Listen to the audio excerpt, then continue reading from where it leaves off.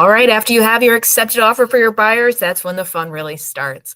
There's a couple of things that are going to be pretty specific to how we do things in the Milwaukee metro area, and we're just going to run through those to make sure that you are set up for success when guiding your buyer through the accepted offer process. So for most buyers, the first deadline is going to be earnest money. Usually that's within 3 to 5 days after accepted offer. When you're submitting earnest money, it's good to confirm with the listing agent where earnest money goes. Who's, before you write the offer, you're going to write it as either the listing firm or the buyer's firm, the selling firm, or someone else is holding earnest money. Most of the time, you're going to see it that it's the listing firm holding earnest money. If you have one of the big brokerages, anybody who's Shore West or Realty Executives, Remax, any of these offices are typically going to be holding earnest money if they're the listing office.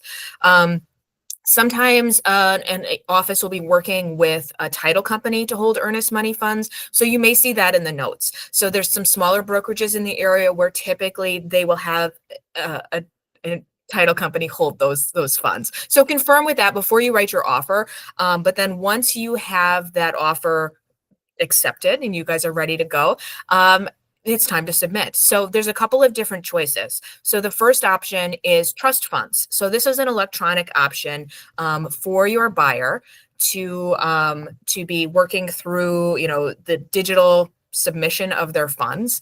And this is an option as long as a home is listed in the MLS and the listing office is set up or the title company is set up to hold trust funds. So I'll show you how you know. If we go to the MLS, and this would be your job as the buyer's agent to set up trust funds after accepted offer. So if we go to the MLS, and you'll see on the right here, there's this button that says trust funds. So it will open up a new tab. And it will say notify the buyer. So the buyer's agent is the one who sets this up. So it's going to guide me through the process here. So notify the buyer that it's time to make their earnest money payment electronically. So I can certify that the buyer has a fully executed purchase agreement for this property. Who is the buyer's agent? Is myself or a teammate, or is the buyer not represented, or is it another agent? If let's clarify that. And then who is holding earnest money per the purchase agreement. So typically it's going to be the listing office. So this would be Keller Williams Milwaukee Southwest would be the listing office in this instance. If it was like a Shore West listing, it would say Shore West Realtors. If it is that it's a title company, you're going to be given the option to select a title company. So there's a drop down here with all of the different options, and you would know what title company you're working with. A really common one in the area is attorney's title and closing services. So that's an option. So then you'd enter in the buyer's name and where this request is going to be sent. What is the earnest money amount that was in the offer to purchase that was accepted? And you're going to create a secret word. So to create a secret word, you can literally make it any word you want. I would make it one word, lowercase letters. This is something that you're going to communicate with the buyer outside of this email. They're going to have to enter this secret word to be able to enter in their trust funds payment. And then there is a finalized request. So there is an $8 convenience fee for submitting via trust funds, but it does mean that we're not waiting for a check to clear. We're not mailing a check. We're not having, any potential issues with writing a check or dropping off a check. You can either, as a buyer's agent, you can either agree to pay the $8 convenience fee, or your buyer can pay it themselves.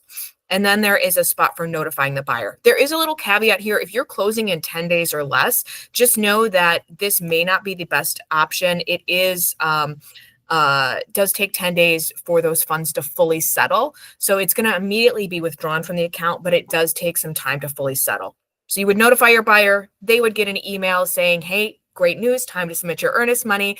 They're going to need to know that secret word. They should also confirm the earnest money amount to make sure there's no typo. You don't want an extra zero or anything in there. And then they'll enter in their banking information, their routing number and account number, and hit submit. So it's that simple for trust funds earnest money. Otherwise, the other option outside of trust funds is that the buyer could write a personal check. It is not a cashier's check or money order. It would be a personal check typically from the account from the buyer themselves, from an account that the lender knows about. So we're not pulling out any secret accounts. We're working above board the whole time here. Typically the check is made out to the listing brokerage trust account. And then best practice is to put the address of the property in the memo line if they're writing a check. So that way it can be connected back to the property. Typically the buyer will take care of dropping this off. It's not typically a buyer agent job. So you would give them directions where to take it or where to mail it. They will get a receipt. You will also usually get CC'd on that receipt. And that receipt goes to the lender, and you're going to enter that into Command as well. Then next step is going to be to schedule a home inspection. So typically best practice is to give buyers a list of home inspectors. We can work on making sure that you've got a nice beefy list to give them of great inspectors. I give them that contact information, and then it's the buyer's responsibility to schedule and choose who their home inspector is going to be.